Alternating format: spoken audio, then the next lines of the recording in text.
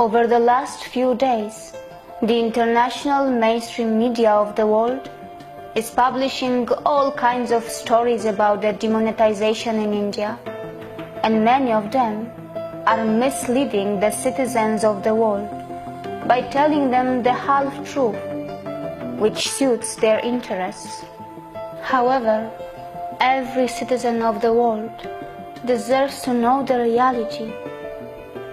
Not so long ago, the government of India ran a massive campaign in which they encouraged all the citizens of this country to open a bank account, and that could be done even with a zero balance.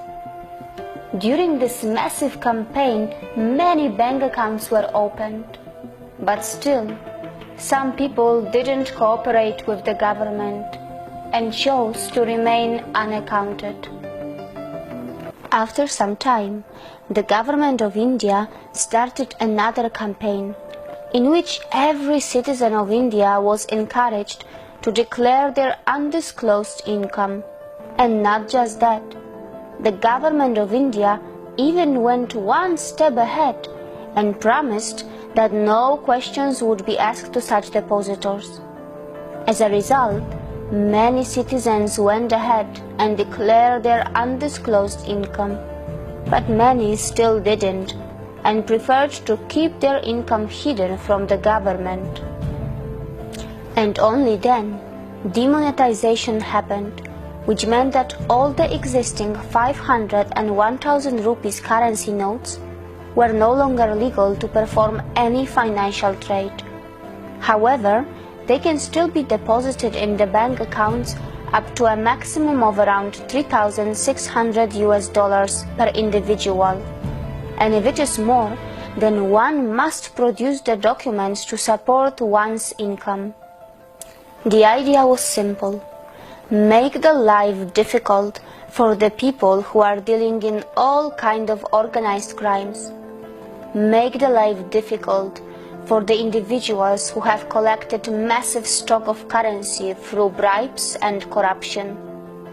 Make the life difficult for those citizens who are dishonest about their income, and many of those who earn in millions but on record are still unemployed or poor. And surprisingly, that may even include majority of the unaccounted stall owners on the streets of India, or many other businesses which appear to be small but can easily humble any white-collar corporate employee in their earnings.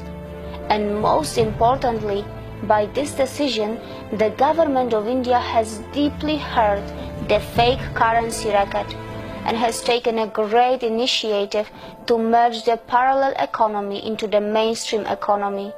And for all those who have earned their money in a legitimate way have a chance until 31st December to go and deposit their money in their bank accounts.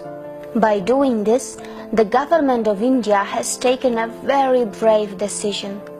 However, it may not be a very popular decision among the poor or uneducated section of the society, who are too unaware to understand the deep economics behind this move. They may not know that in the long run, it is good for them, as they may feel the heat in the short term. Many from the international media were only highlighting that the daily wage worker is not being able to get work for a few days, as there is shortage of cash in the market.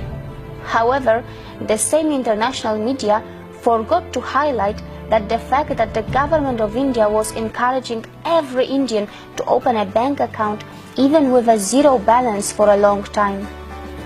Even after this demonetization, the government is further going to encourage each and everyone who earn in daily or weekly wages to open bank accounts and receive their salaries in accounts and not in cash. To give you an example, let me tell you how the small wage workers can benefit by this move. To start with, their salaries will be on time, and they will be able to complain to the concerned authorities in case of non-payment by their employer. And not just that, the worker would also get the benefits of the industrial acts and will be able to have PF, Provident Fund. They will also be able to have free medical treatments from ESI, Employees State Insurance Corporation hospitals, and medical colleges. And the biggest turnaround is likely to be seen in the freshly updated poverty and unemployment statistics from India, as due to this decision, many so-called poors are going to jump out of the poverty line in a moment. Not because they would start to earn more overnight, but just because what they earn will now be more visible to the government, and more importantly, to the international organizations who have some horribly wrong statistics of India's unemployment and poverty rate. On the other hand, some of the journalists from the international media are counting the death toll due to demonetization, which according to them has reached 25 so far, which is absolutely sad, but at the same time they forgot to tell the citizens of the world that due to demonetization, all kind of big and small organized crimes in India have almost stopped, and the deaths due to violence of all kinds have also been stopped too, which has saved lives of many more than 25 people. By demonetization, the actual production and consumption of India is not going to change overnight. It is just going to be more visible to the world and to the government of India, as the country is going to witness a dramatic merge of its parallel black economy into its white economy, which will mean more tax for the government, which would bring bigger budgets for infrastructure developments, human development, welfare schemes for poor, and more job creation. One must remember that bigger revenues mean bigger budgets, and bigger budgets mean bigger growth and bigger possibilities. The government of India must remember that now every citizen of India is going to depend a lot more on them, as the citizens of India are going to reveal to the government all their wealth and income honestly. And now it will be even a bigger responsibility for the governments to ensure that there is not scam, high-level corruption, and a proper utilization of funds. The government of India will have to have a fine balance and not over-depend on the outside financial world. Must make its fundamentals even stronger to withstand the future global recessions, as the citizens of India won't be able to play their role in saving their country with the informal economy as it happened in the past. The revenue and the tax collection of the central and state governments is going to increase by this move, but that also means more responsibility for them.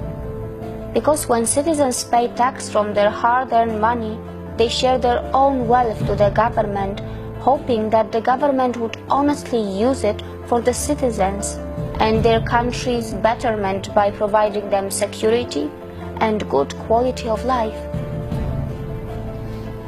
Some of the journalists from the international media also feared crowd and chaos that would be caused from this step, as there were people on the streets forming huge crowd outside the banks in order to withdraw or deposit their money. But the same international journalists forgot to remind themselves that India is a country of mega events and mega human gatherings, because the Indians are the undisputed masters in the crowd management. From the grand Kumbh festivals to the boat raids of Kerala, from the Hornbill festival of the northeast India to the Bull festival of Tamil Nadu in the south. India is the pioneer in the management of the masses since the ancient times. The mega crowd forming outside the banks and ATM machines, where the people are lining up for days to withdraw the new currency, are the great examples of the bond and cooperation between the government and its people. It shows how serious every Indian is to kill the black money, how serious a common person is to rebuild their country, how serious everyone is to involved in the nation's building. There may be some hiccups here and there, but India has proven yet again that it has the will to withstand the obstacles. If Indians can stand for hours outside a temple in a queue, the highly flexible and patient citizens of India can surely stand in queues outside the banks too. But this time for another temple, and that is the Parliament of India, which they call the Temple of India's Democracy. India has shown to the world that it will find mega solutions for its mega problems. It is ready to take mega decisions to bring mega reforms. India has shown to the world that it will pass the test of time to ensure that it is slowly but surely rebuilding and repairing itself to reclaim the glory of its ancient times. However, the real victory is not the cash that is being deposited in the banks. The real victory is not that all illegal activities and crime will be lessened. The real victory is not that the corrupt money turned into paper overnight. The real victory is not that the financial statistics of India are likely to be more transparent from now on. The real victory of the government of India is that from now on, everyone will be afraid to store big cash in their house. Everyone will think twice before asking, giving, or storing bribe or black money.